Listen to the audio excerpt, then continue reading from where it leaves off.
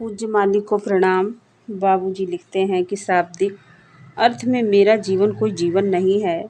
अगर मैं उसे केवल होने की एक अवस्था कहूँ तो उसे शाश्वत अस्तित्व माना जा सकता है। लेकिन यदि वह उससे भी परे की अवस्था है तो आप जिस नाम से चाहें उसे पुकार सकते हैं। इस अवस्था में मेरी चेतना को भी तभी जागृत किया जा सकता है जब उसे झटका दिया जाए। परंतु मुझे लगता है कि कोई भी वह झटका दे पाने में समर्थ नहीं है। हालांकि मेरा विश्वास है कि समय आने पर इसका विकास अवश्य होगा। यह क्षमता या तो अंततः में तन्मयता पैदा करके प्राप्त की जा सकती है या फिर अपने स्व की अधिकतम सीमा तक निषेध करके। जैसे विन्यासकारी के हाथ में कोई निर्जीव वस्तु हो। इस हालत की शुरुआत यह मानकर चलने से होती है कि हर वस्तु जो मालिक के पास से आ रही है अच्छी है और स्वीकार्य भी है। लेकिन यहाँ तक भौतिकता है, इससे केवल वह चीज़ आती है जिस पर विश्वास का भावी भवन बनाना है।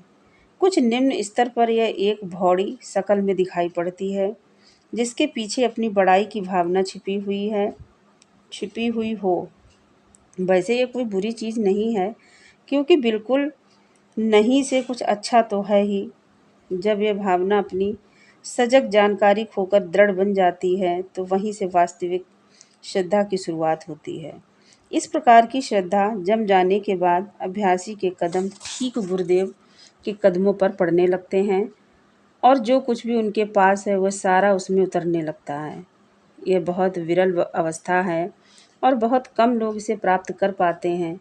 लेकिन इसका यह भी मतलब नहीं है कि लोग इसी कारण इसके लिए प्रयत्न ही करना छोड़ दें। अधिकांश लोगों की प्रगति उनके स्वकुटुंब तथा समाज आदि से संबंधित विचारों में फंसे होने के कारण रुकी रहती है। वे लोग कार्य की अनेक योजनाएं बनाते चले जाते हैं पर मन की स्थिति में परिवर्तन या सुधार लाने की कभी परवाह नहीं करते। क्या यह उनके अधिकतम हित की बात न होगी कि उनका ध्यान इस ओर आकर्षित किया जाए? दूसरों की भलाई का काम करना निसंदेह अच्छी चीज़ है, पर उसके पहले स्वयं अपनी नैतिक उन्नति का भी प्रयत्न करना और भी अधिक अच्छा है।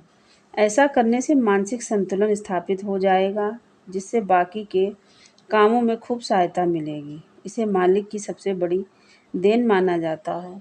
ईश्वरीय कृपा उसकी ओर प्रभावित होती है, जो अपने को इसका वास्तविक पात्र बनाता है। इसीलिए यह अत्यधिक महत्वपूर्ण है कि व्यक्ति विकास का जागरूक प्रयत्न करे और हृदय में अंतिम प्राप्तव्य की सजीव चेतना बनाए रखे। दूसरा प्रश्न यह उठता है कि साधक किस प्रकार का व्यक्ति हो? साधक तो वही हो सकता है जिसने दुनिया के आकर्षणों से मुंह फेर लिया हो और केवल एक ही उद्देश्य से प्रेरित हो, जो हर घड़ी केवल यही सोचता हो कि उसे लक्ष्य की प्राप्ति में सहायता मिले। ऐसे साधक को लक्ष्य की सिद्धि कराने वाला योग्य गुरु मिले बिना नहीं रह सकता। ऐसा साधक अनर्गल विचारों के बहाव में गलत राह की ओर नहीं जा सकता। वह तो सही मार्ग पर जमा हुआ अपनी साधना में स्थिर रहता है।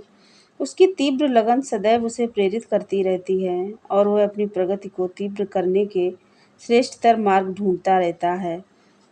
उसके अंतर की ज्योति उसका मार्ग प्रशस्त करने में उसकी बड़ी सहायता करती है। यही सफलता की वह कुंजी है जिस पर प्राचीन काल के ऋषियों ने बहुत बल दिया है। संक्षेप में निश्चित सफलता के लिए 3 आवश्यक चीज़ें हैं: तीव्र लगन, ठीक उपाय और निष्ठापूर्ण प्रयत्न। धन्यवाद।